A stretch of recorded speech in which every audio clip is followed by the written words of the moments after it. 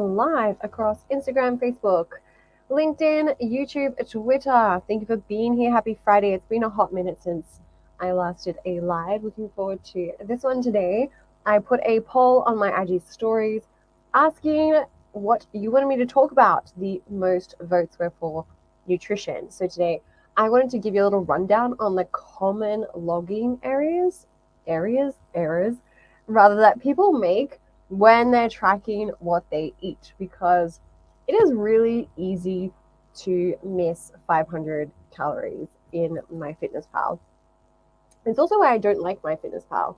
So let's start there. The platform you use makes a difference. I prefer Cronometer, which is CRONOMETER. I'm going to put that in the comment section just in case you want to refer back to it.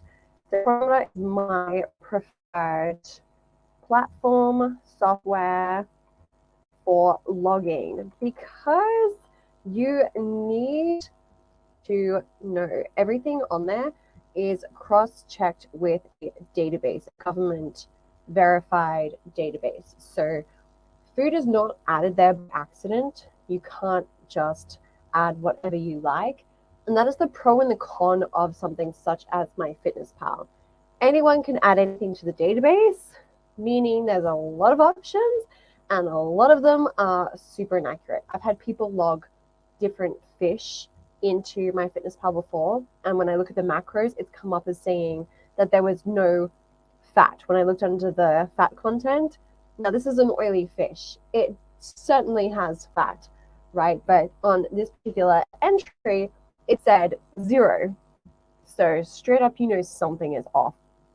And this, unfortunately, is a little too common when it comes to using MyFitnessPal. So if you like MyFitnessPal, if you use it, great, good for you. If you feel that works for you, then who am I to tell you to stop? All I'm saying is it's very easy to get a lot of things wrong in using MyFitnessPal. And again, it's because anyone can add anything to the database. And when you're going for accuracy and when you want to know what you're eating, when it comes to total calories and macros especially, it's maybe not the most efficient way. So Cronometer is my preferred software. I'm not paid to tell you that. That's fine. I don't need to be paid to tell you that. I like people knowing what works, because y'all are busy working 14, 16-hour days. You don't have time for things that don't work. So I might as well just give you the shortcut and tell you what is effective. And that's what the software I use with my clients and the people I work with. So there you go. Let's start there. Let's start with what works. Let's start with what's efficient and effective. And what I also love about Cronometer is it allows you to see micronutrients very easily. Micronutrients being vitamins and minerals, macronutrients being carbs, proteins, and fats, and then micronutrients being vitamins and minerals. So when it comes to losing weight, and if that's your goal, it's really important that there's accuracy in the data that you're using and drawing from.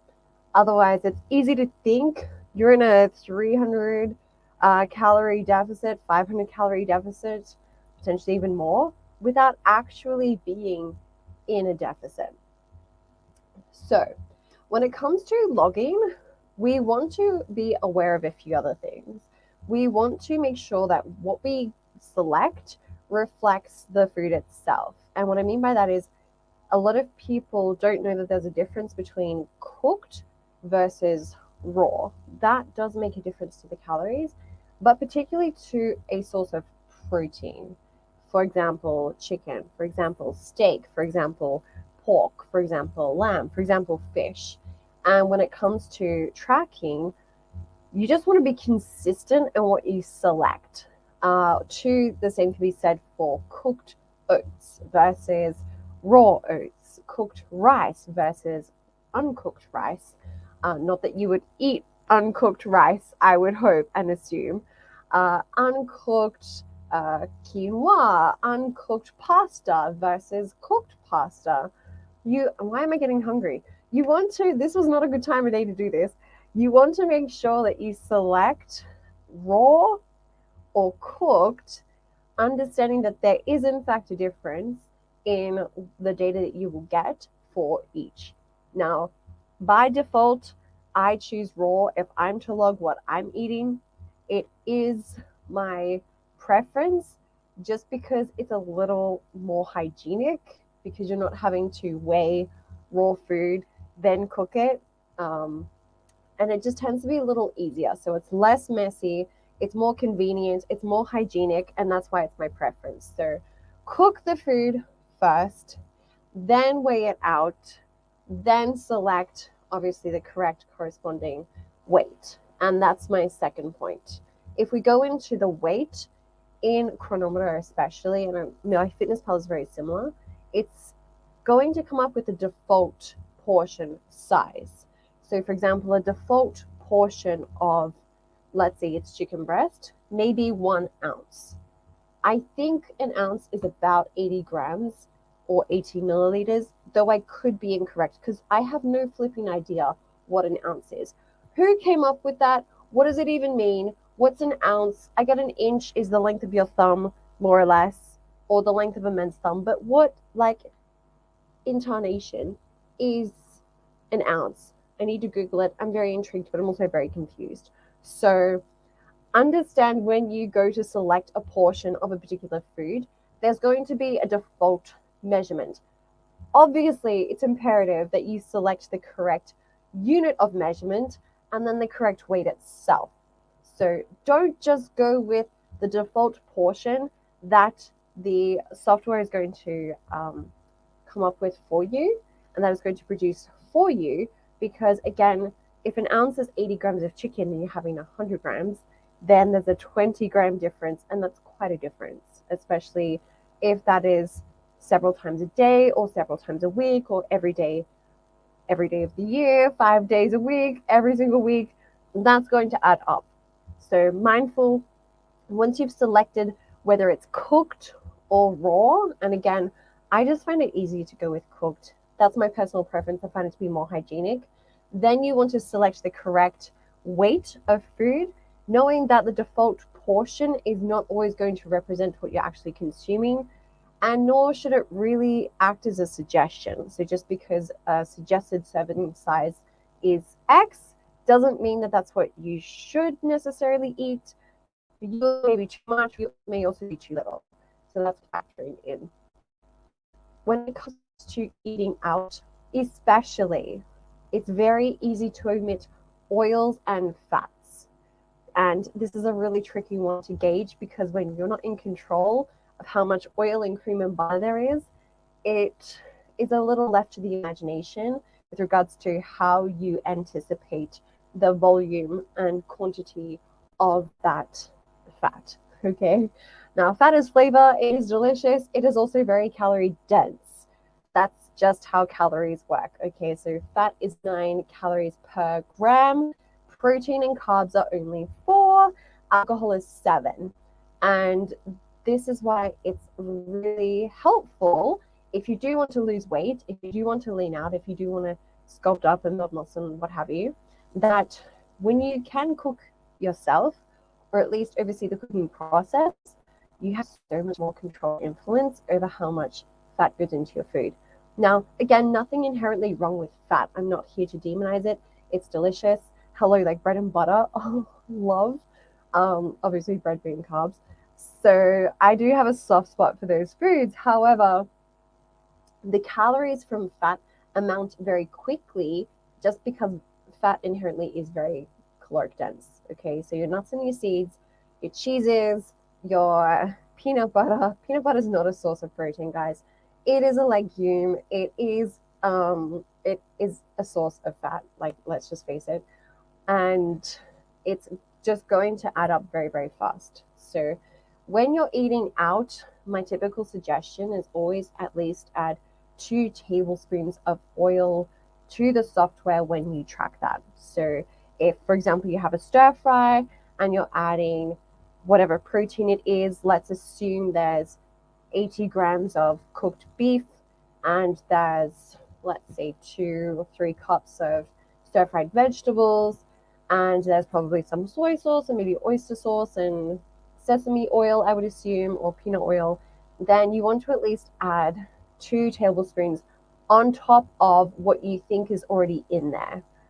So that's in addition to the oil that you think is already in the dish, because again, it's very challenging to ascertain how much oil is in there. Best to always overestimate by 20%, because human nature is inclined to let us undertrack by 20%. So we usually overestimate how much we exercise and move and underestimate how much we eat. We are really good at mindlessly eating, just mindlessly snacking, mindlessly consuming calories.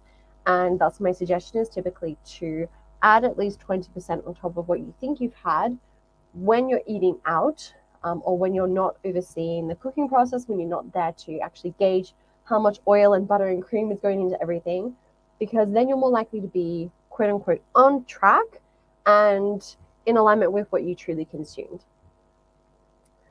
Adding to that, what we can do to make the process easier, because I know that none of this is super easy, it does take effort, it does take time, and it does take bandwidth, which a lot of people don't have. Or, you know, of course, who wants to expand their bandwidth? We're already pushed so much, we already work so many hours, we have so many different roles and responsibilities, and it's another thing. Yes, it really is, but it's a skill that can stick with you long term if you make the effort to build that skill in the first place. A way that you can make it easier though is if you are having things like a stir fry, you can just add however many cups you think you've had of mixed vegetables. And even if it's frozen, look, fresh, the nutrients are not going to be too dissimilar. When a vegetable is snap frozen, it does retain most of its nutritional value. Most. Of course, you lose a little bit in the defrosting process and the cooking process. However, most is kept. A way that you can make tracking easier is just by finding a mixed vegetable in Cronometer or on MyFitnessPal. Don't love MyFitnessPal, but just say you had 2 cups or 3 cups of mixed vegetables. And if the vegetable mix is largely the same color as what you would have, so if they're largely green or largely white or largely red and orange, then it's going to be a relatively true reflection of what you consumed. Again, vegetables are not super caloric dense. I mean, between bell peppers, cauliflower, broccoli, garden peas, carrots, okay, how many calories are you truly going to get? Not that many. You're going to get so many more calories from the sauces, so many more calories from the oils that you can't see.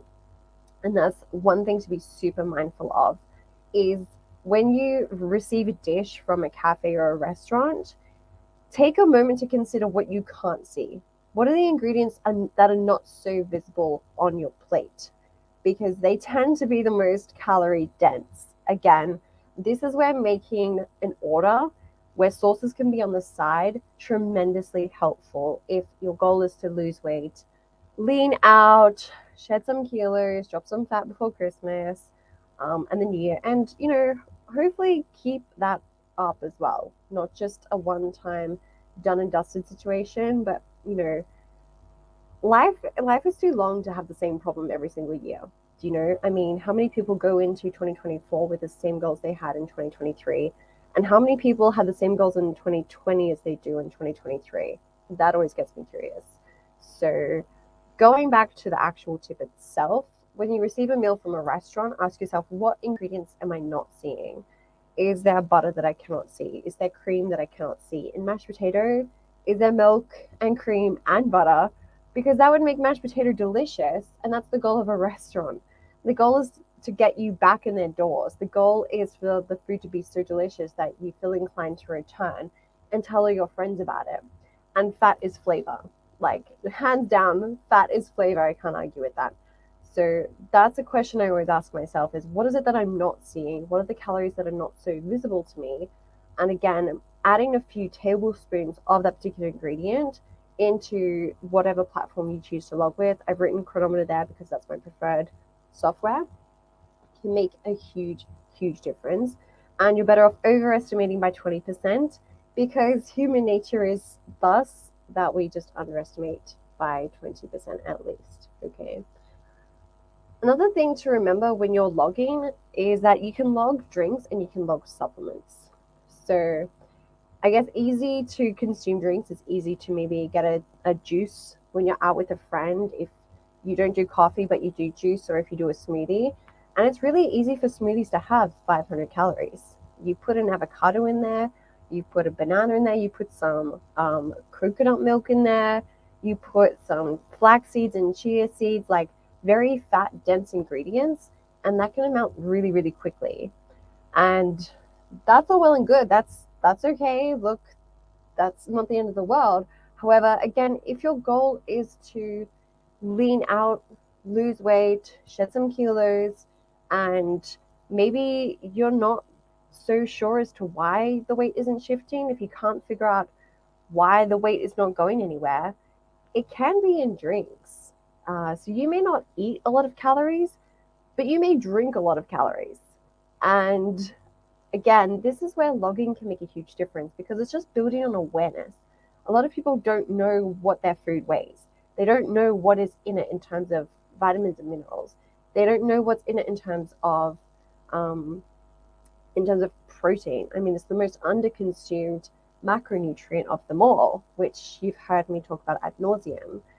When you make an effort to look at every single ingredient, when you make an effort to write it all out and look at what those calories amount to, if it's every single day that you're having a 500 calorie smoothie on top of your breakfast and you're trying to create a deficit, it's just a very easy way to create that deficit by either removing the smoothie or just going lighter on the smoothie and simply mixing. It could be protein powder and your preferred source of milk.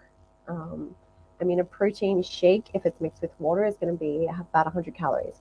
If you add, for example, almond milk, look, depending if that's sweetened or not, full fat or not, then it can be maybe 200, 250 calories. And that's a lot less than 500. So my point being, it's just a very easy way to save calories for those of you who are looking to create more of a deficit, or if you're just not sure why your weight isn't moving or shifting or changing. You know, it's hard to change what you don't acknowledge, and a lot of people just don't really know how they actually eat because they never actually write anything out, which leads me to another point, and a big mistake that a lot of people make is there's a lot of things they don't log. I mean, if you have a 100 calorie snack 5 times a day, that's 500 calories. By the end of the week, that's going to amount to a lot more than what you think. Okay, so 5 times 7 being 35, that's 3,500 calories by the end of the week. It may seem like a small snack in the moment. It's 100 calories, it's nothing. And yes, but if you're doing that at every other pocket during the day, that amounts to a meal. I mean, a meal for a lot of people is going to be 500 calories or not even 500 calories. All of this to say that the whole point of logging what you eat is to build awareness. You look at it as a tool of building awareness and understanding of your current eating patterns and how you can do better.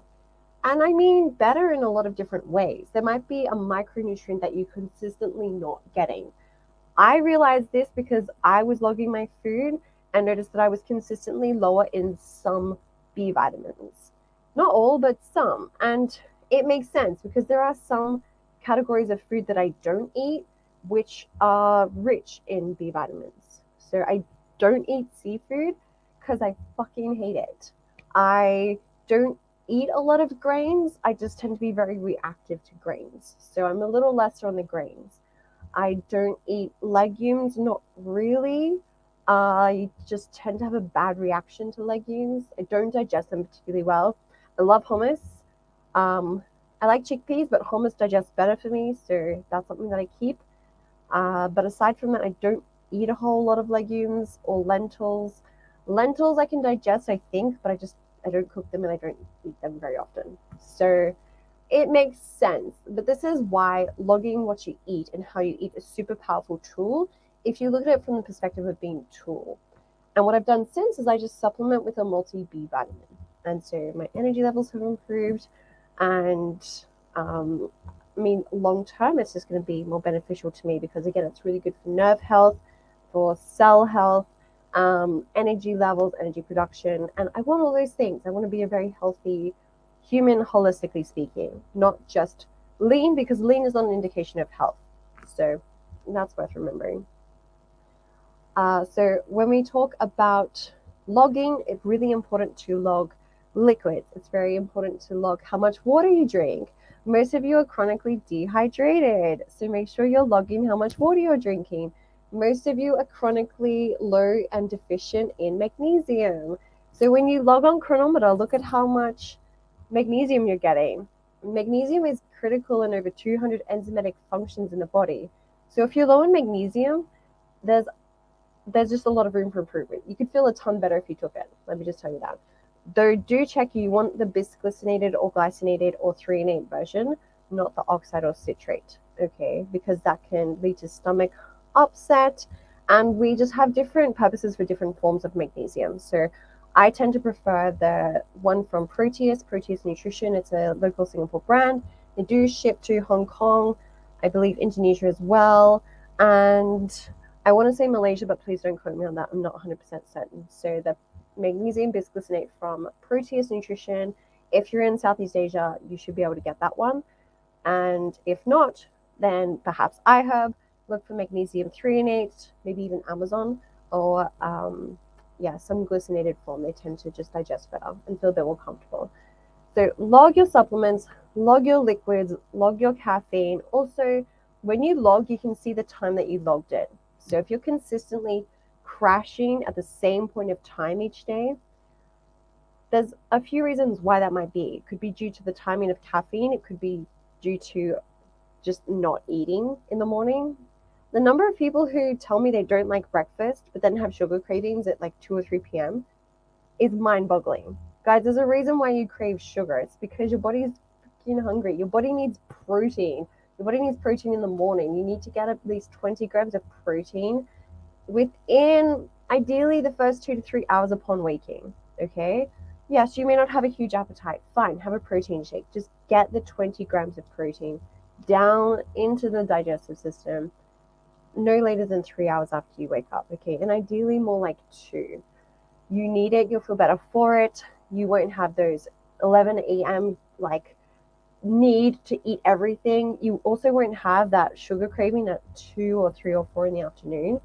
And again, looking at caffeine, the half-life of caffeine is 6 hours. So if you're having caffeine at 1 p.m., half of that caffeine is still in you at 7 p.m. You can't expect to sleep well if you have that much caffeine circulating through the veins. Your body just won't let you rest and digest and chill. It's not going to happen. You're not going to help yourself. Of course, your energy level is going to be compromised if you're vegging out on the caffeine in the early hours of the afternoon. So that is worth factoring in as well. For those of you who have a lot of social events and buffets, buffet dinners, buffet just events, weekend events, if you're a party planner, an event planner, organizer, if you do weddings, what else do you do for a buffet? I'm trying to think, what did we all do before COVID? I mean, what did we do socially speaking? I'm not so sure. Something important to remember is that you can always log foods in advance. And this is a technique I teach to my clients and a really, really great strategy. If you're not really sure what to eat when you get to a place, take a look at the menu, look at the options, add those options into Chronometer or MyFitnessPal, and have a look at how the calories add up. Look at the protein content. Look at the potential sources. Again, the calories you can't see, the invisible calories, and see how that fits into the rest of your day. If something works out, good, then that gives you an option, and maybe have a backup option just in case that's sold out. It's a little stressful if you're looking calories to turn up somewhere, not knowing what your options are going to be, and then see in Chronometer or MyFitnessPal that suddenly you have like a surplus of 400 calories because you didn't really factor in what you're going to eat and how you're going to eat at this networking dinner. Easy ways to save on calories, just go for leaner meats, okay? Like chicken, it can be boring, I understand, but it's very lean and very easy way to get a lot of protein. Sauces, get them on the side. Always speak to the wait staff and ask them if you can get sauces on the side. Usually they're happy to do that. In Singapore, they can be a little fussy, but it's your body, it's your prerogative. your stomach may not agree with certain things, it is absolutely your right to request that an adjustment is made. You can opt for vegetables instead of fries, instead of mashed potato. It's an easy one to do. Skip the bread roll, and you don't have to drink. Okay, again, 7 calories per gram. It's an easy way to cut out calories, or if you really want to drink, your better options are going to be the clear spirits, and I believe champagne is a little on the lower side too. So factor that in. But a great technique I use with my clients is a menu review. So again, if you know where you'll be eating or the type of food that is likely to be served, go look up the menu, see what's available, look at a few different options, put them into Cronometer, see how that pans out, and then from there you can make the best decision based on what you've eaten earlier in the day. If it's going to be a big meal, I then just pare down what I eat at the start of the day. Okay, so I do this for myself as well. If I know that I have a few courses for dinner, if it's a networking event, going out with friends, birthday dinner, what have you, earlier in the day, I'll just do a super light first meal, so breakfast. I'll go super light-handed at lunchtime. I might pare down the snacks, so it might just be a protein shake, it might just be a protein bar, whatever I have time for. And then I've got a bit more of a buffer when I get to dinner. So I may have saved myself a few hundred calories by going light-handed earlier in the day. And when I get to dinner, then I have a little bit more of an allowance if I want to eat more, or if the food is just a little bit more rich, it's a little bit more calorie dense, if there's more fat in those meals, which again, probably there will be, because there's probably going to be oils, there's probably going to be butter, there's probably going to be cream that you just can't so easily see.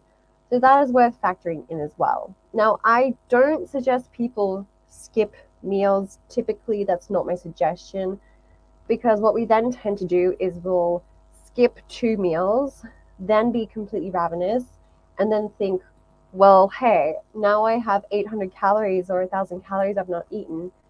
It's very easy to then eat 1,200, 1,300, 1,400 because you're just so hungry. And you feel it's so justified too, because you've not eaten, like you've skipped those meals. But actually, the body likes predictability, it likes consistent intake of protein. You want your blood sugar levels to be consistent. We don't want spikes and peaks and troughs. No, the body likes homeostasis. It likes to know it's getting a certain amount of protein at certain times of the day, every single day. That makes it easy to lose weight. Okay, that predictability makes it easy to lose weight, because the body is always trying to understand what it can let you do with what you've taken in. So if you've taken in 1,000 calories, the brain and the body knows what it can do with 1,000 calories. If it's only taken in 600, then it has to recalibrate. So the predictable intake makes a huge difference when it comes to trying to lose weight, because the body knows what it can do with that many calories at that point of time in the day. And so that is really worth remembering. So my suggestion is to never, very, very, very, very, very rarely would it ever be to skip a meal. No, I would just pare that meal back. I would perhaps go again for the protein shake, maybe just protein powder and milk or water, maybe a piece of fruit, maybe a protein bar as a snack at mid-morning. Lunch, maybe again just go light-handed, just really, really focus on the protein, really focus on the vegetables, so that you can still get those satiating foods. Of course, hydration as well. So liquid is, filling, satiating. And then again, you've got a little bit more of a buffer come the end of the day if you want to quote unquote splurge a little bit more on those calories.